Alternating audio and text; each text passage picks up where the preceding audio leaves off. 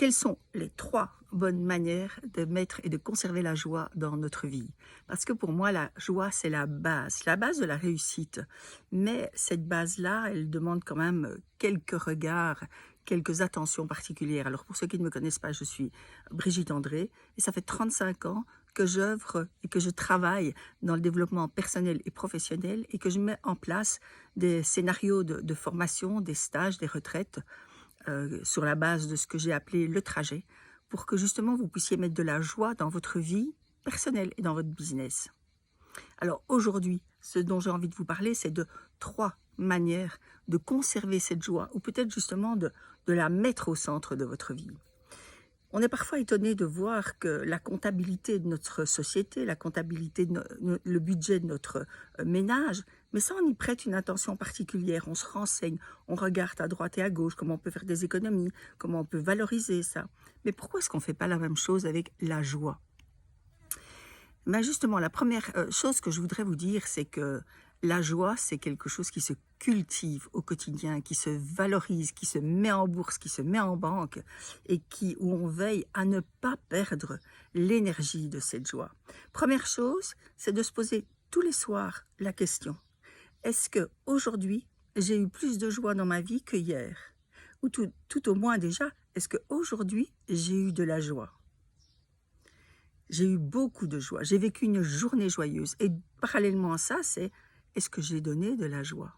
Alors si la réponse est oui, c'est impeccable. Si la réponse est bof bof, ça veut dire qu'il faut remettre de l'équilibre, il faut rebalancer sa vie, il faut remettre une structure différente et un regard différent. Donc rappelez-vous, première question, c'est: est-ce que j'ai eu de la joie aujourd'hui? Est-ce que j'ai donné de la joie aujourd'hui?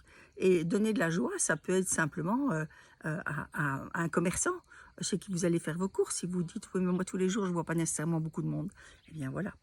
La deuxième manière de conserver cette joie, c'est un état d'esprit. C'est de se dire qu'on est sur la Terre pour un contrat à durée déterminée. Mais on ne connaît pas le délai, on ne connaît pas le terme.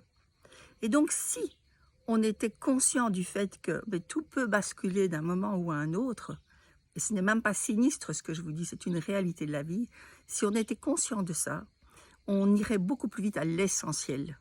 L'essentiel en se débarrassant de tout ce qui est superflu, de tout ce qui nous pollue, de tout ce qui n'est pas nous, de tout ce qui n'est pas nécessaire. Donc, question aussi, est-ce que je vais à l'essentiel ou est-ce que je me laisse bousiller et détourner par toute une série de choses qui ne font pas mon essence première, mon essence essentielle? Et la troisième, c'est quelque part une loi universelle, une loi de l'univers. C'est de se rendre compte que ce qui nous arrive dans la vie, mais d'abord on l'a suscité, on l'a généré, donc effectivement on peut continuer à dire que ce sont les autres qui sont responsables, que nous sommes victimes d'autres, etc. Mais on l'a suscité pour une raison bien simple, c'est parce que inconsciemment on sait que nous avons quand même quelque chose encore à apprendre, quelque chose à mettre au centre de notre vie pour pouvoir évoluer. Et que chaque événement, qu'il soit heureux, qu'il soit malheureux, ça ne demande pas nécessairement qu'on s'y attarde tout le temps.